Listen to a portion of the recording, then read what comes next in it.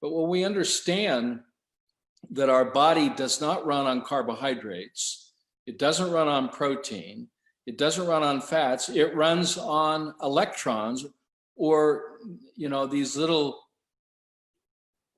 pieces of energy that are transported on a matrix of sodium. That's why our blood is salted.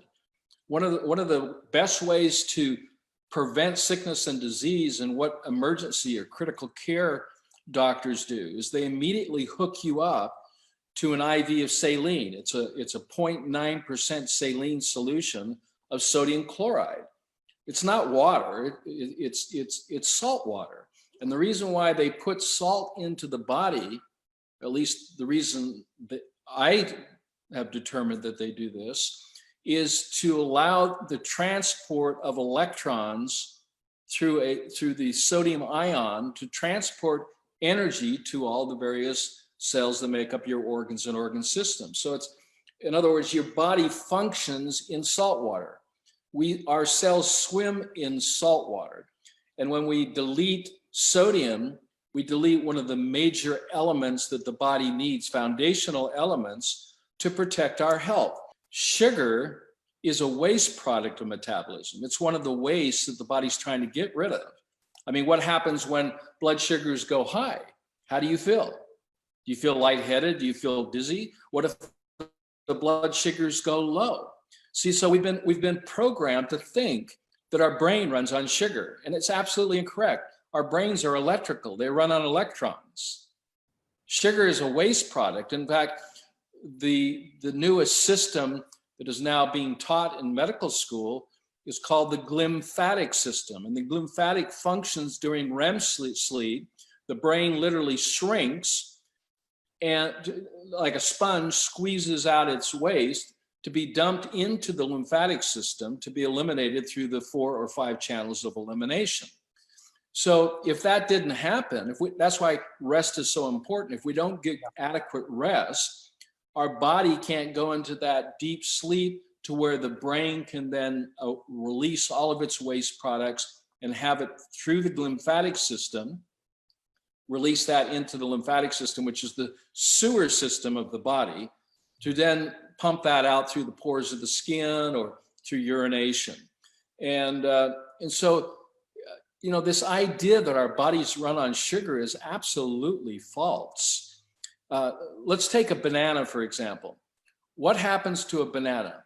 Well, when you first see a banana come forth, it's green in color. And anyone who's tasted a green banana knows that they are not sweet. But what happens to a banana is the same thing that happens to the human body. As it ages, it becomes sweeter and sweeter. Now, I mean, not in terms of personality, but in terms of chemistry. In other words, glucose becomes a problem, and it's a huge problem in the world. We are totally being told we need sugar for this, we need sugar for energy. If you pass out in a plane or at an amusement park, because of either low or high blood sugar, saying, well, we need to give you a dose of sugar. So, eat this banana or eat this sweet fruit. And the bottom line, that's exactly the opposite of what we're supposed to be doing. We're actually supposed to be spraying salt in the mouth, drinking salty water to provide, the release of electrons or the transport of electrons. When you have salt in the body, then energy flows. When you don't, it doesn't. There's a great video that I did, a demonstration. It's called Will It Light? It's on YouTube.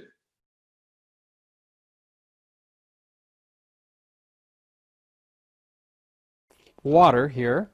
This is spring water. And I've got my probe. I'm going to go ahead and put the probe into the water to see if we've got any electrons or electric conductivity. Now, let me just explain something here. This, I think, very, very important. And that is, our bodies do not run on calories. They do not run on carbohydrates or proteins or fats. Our body runs on electricity. It runs on electrons. And so when we eat food for its electrical potential or its electron concentration. So if I have a food or a drink that I'm testing, because of my research and what I've been studying for the last 30 years, is how what we drink and what we eat affects the internal environment of our bodies. And is it going to energize the body or enervate the body? So here we have some water that we're testing that has no apparent electrical concentration in the form of electrons. Now I know you all know about this because when you go out and buy batteries, what kind of batteries do you buy?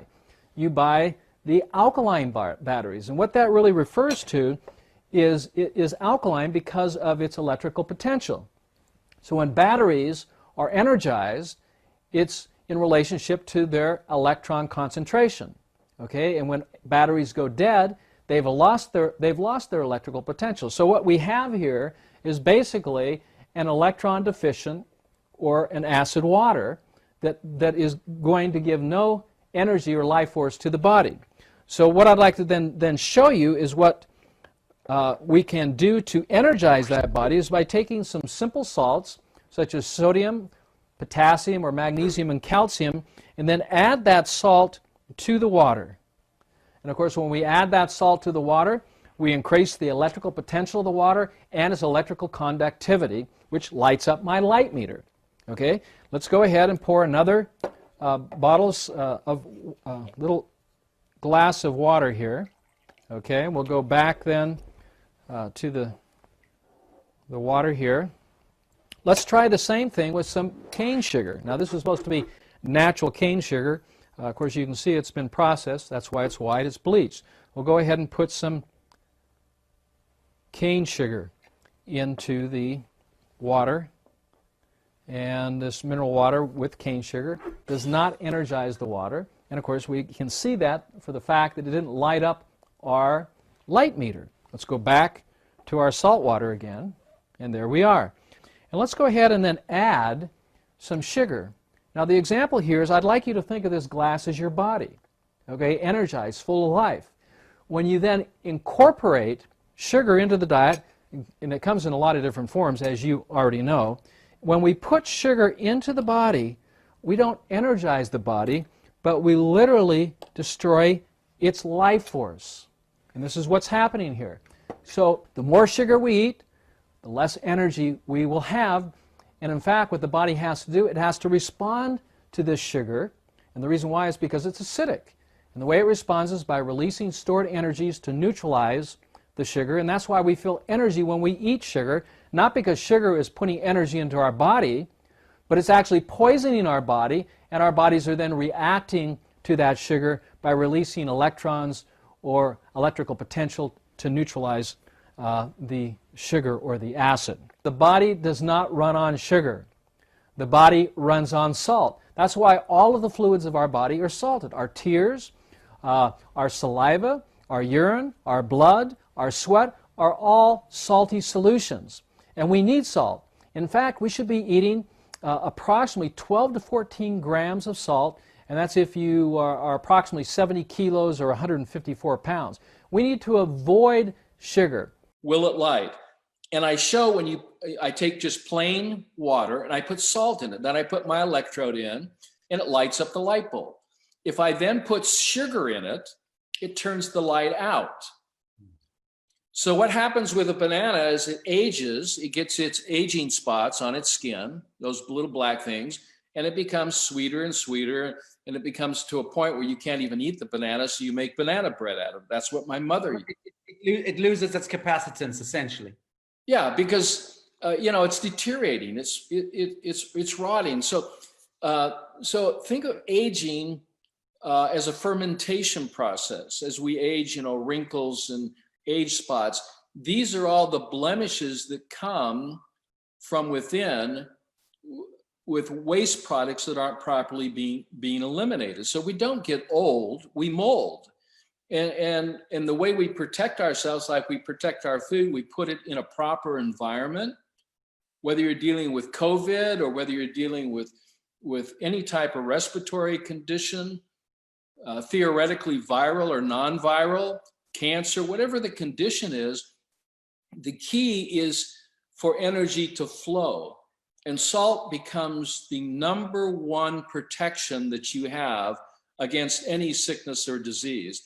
And I recommend between 13 to 15 grams a day based upon 150 pounds or 72 kilograms to protect yourself. So you may have to be taking more or less, but your body will tell you. But if you crave salt, the body's crying out for it. It's not crying out for sugar. And this is also evidence to the truth of what I'm talking about. When you crave something sweet, take some water, put some salt in it. Now, not just any salt, Himalayan salt, pink salt. You know, we have a flavor salt, which is a 30% concentration of sodium chloride. Spray it in your mouth, put it in water, drink it. And within less than 1 minute, rather than taking that cup of coffee to wake up, you know, in less than a minute, your energies, you'll actually start your engine, so to speak. Electrons will start flowing and you'll feel incredibly well without getting a caffeine high. Salt is the best way to overcome that addiction. Now, on the spiritual side, if you take salt out of the equation, the spirit will leave the body. That's why they use it in the hospital.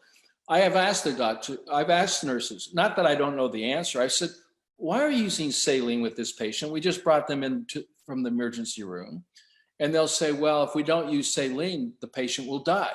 Right. If you don't use salt, the patient will die. Now, on the other hand, someone says, well, the question is, well, Dr. Young, if I take salt, my blood pressure goes up. That's not a salt problem. That's a circulation problem. You got to circulate to percolate. So because of the sugar, which is sticky, right? It holds everything together. It causes cells to stick together, causing pathological blood coagulation. Salt doesn't do that. So when you take the sugar out and put the salt in, you can improve circulation. As you improve circulation, you improve elimination of your waste, because while I'm talking here, I'm producing acidic waste. And that can come out through my breath, or it can come out through my pores of my skin. So there's different orifices to allow these gases or these waste products to be dispersed. If not, if there's no way to eliminate it, they get held in the interstitial fluid compartments of the interstitium, which is the largest organ of the human body. Yeah. And that's what's uniquely new. But the last thing I want to say about salt is the glue that holds the spirit body inside the physical body. When you cut the salt, you begin to die. It may be slowly or may be suddenly. So if you want to stay in your body, if you enjoy your life, you have to include that primary element of saline, you know, in order to hold that soul together. A soul is two dissimilar ingredients, a spirit body and a physical body that have joined together into one to become a soul. And to be a complete soul, salt is foundational to maintaining good health physically, emotionally, mentally, and spiritually.